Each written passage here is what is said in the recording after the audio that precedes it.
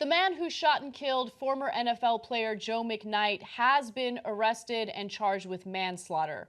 Ronald Gasser is the person who shot and killed McKnight, and apparently it all occurred during a road rage accident. Now, this story was much more controversial last week when authorities decided to let him go without charging him. They said that they wanted to do a proper investigation before detaining and charging him with anything. So authorities say Gasser fatally shot McKnight, 27, from inside his vehicle during a road rage incident on Thursday, December 1st. We now have more information about what actually occurred. And again, this is not all the information. This isn't very detailed, but at least we know more. So allegedly what happened was the two were driving erratically, cutting one another off, and then they both stopped at a red light.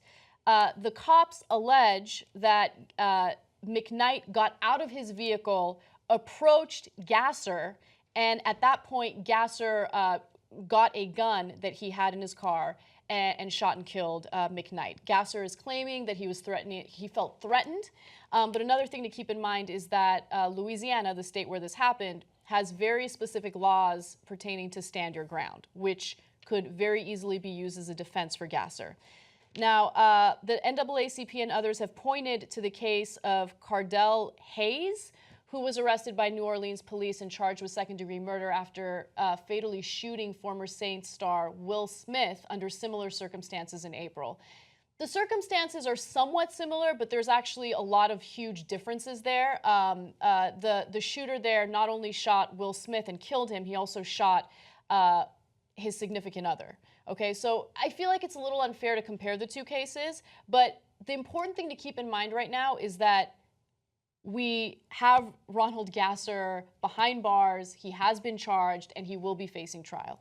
So I was watching a local Louisiana news report about this, and even the anchor kept asking the expert that they had brought in. He's like, look, Cardell Hayes could use this in his defense. So I'm a black guy. There's a road rage incident. I get charged. I'm now facing these maximum penalties. A white guy under a very similar situation. I mean, they both shot former professional football players. It's amazing how similar it is in the same state in road rage incidents. So that part is very, very similar. And he might be able to use it in his own defense. And they're like, and the anchor kept saying, it is hard to explain why they were treated so differently. Now, I agree with Anna. There are big differences. And what bothers me is I don't want Cardell Hayes to get off.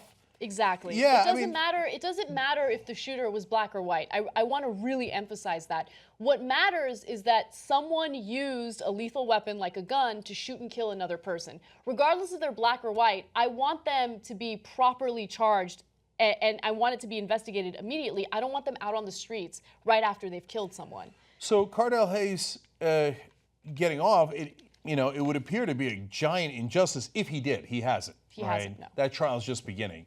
Because not only did he kill Will Smith, he kills Will. It doesn't matter. It doesn't matter. You get into a road rage incident, you have no right to kill anyone. In fact, my old school conservative Cenk, when I was in law school and I was judicially conservative and I was voted Republican back then, I'd get annoyed at even manslaughter charges. Because manslaughter implies, well, I was angry, so that's why I shot him.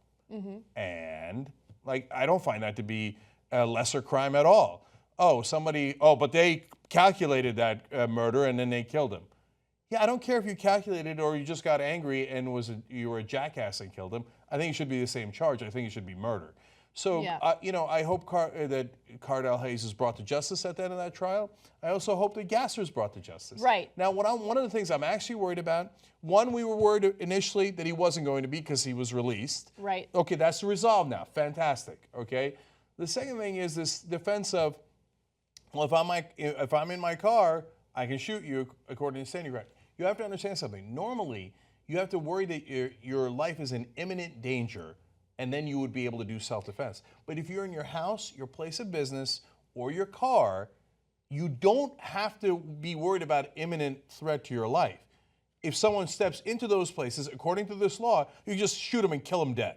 Right. Which So- is insane, and it would be a loophole that would allow him to get off. Let me give you the wording of the law. And again, this is in Louisiana. So, according to Louisiana's law, when committed by a person lawfully inside a dwelling, a place of business, or a motor vehicle as defined by RS 32.1, against a person who is attempting to make an unlawful entry into the dwelling, place of business, or motor vehicle, and the person committing the homicide reasonably believes that the use of deadly force is necessary to prevent the entry or to compel the intruder to leave the premises or motor vehicle. So you just have to prove that you were trying to prevent that person from entering the vehicle. You don't have to prove that there was an imminent threat there. So again, I think Gasser can very successfully use this as a defense, especially considering the fact that police now say they've interviewed 160 people and they've done 12 hours of interviews with Gasser, and they believe that this is what happened, that McKnight approached his vehicle, and that was when Gasser fired his weapon.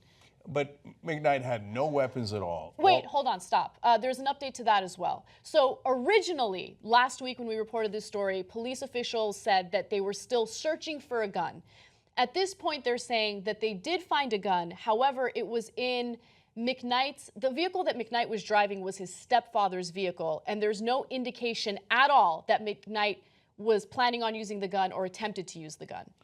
McKnight didn't have the gun. So if this was normal, without stand your ground, normal self-defense, and the guy comes near your car, in fact, we told this story on an old school episode when Steve O was on, and a guy had entered his car to punch him, and Steve somehow miraculously kicked him in the face. Okay, fine. But I wouldn't want Steve executing that guy on the spot. Yeah, I think the important thing here is, and the biggest lesson we can learn here is, no one would have been killed if no one had a gun in this case, right? And so you guys know me, I'm not completely against guns, I don't want to ban guns, but I think it's dangerous if you have a history of road rage, which by the way, Gasser did. He was involved in an incident in 2006, which I'll get to in just a second. It's important to make sure people like that don't have guns in their cars, especially when they have that kind of history. By the way, there's so many angles to this story. The police officials in Louisiana did hold a press conference about this, and they're really angry about the kind of response they've gotten for being slow in charging Gasser, right? So Sheriff Newell Normand did this press conference, which MSNBC covered live, and just take a look at what happened. Because it's not fair. It's not fair for him to be called, you punk-ass Uncle Tom Coon. We saw you sell out to them, you rat-ass faggot punk. That's the tone of what we're calling our elected leaders for standing up and simply saying, let justice prevail and let the process take its course. To go on to say, you ass-kissing faggot that has done little to our community. Ladies and gentlemen, we're going to pivot from this, what has been. First of all, let me apologize for some of the language we were not expecting. Okay, TV kills me, man. Okay, I love that. We're going to pivot from this. I know this is a serious story, but when I came across that video, I died. No, I would have never guessed that I would have laughed in the middle of this story. Right. But leave it to TV to get me to chuckle. He's doing a press conference. Just let the guy talk. We're not children. It's Right. going to be okay. Oh, but what about the children? The children also get the internet, where there's a lot worse than cursing. Okay? So just calm down. Oh, now, one last controversial example here. If you believe that the Louisiana Stand Your Ground law is a good law, hey, anybody comes anywhere near your home, your car, or, it's not fair to say anywhere near, enters your home, your car, or your place of business, you should be able to shoot them and kill them. If the Republican National Convention was held in Louisiana, when Alex Jones trespassed on our set, I would have been able to execute him.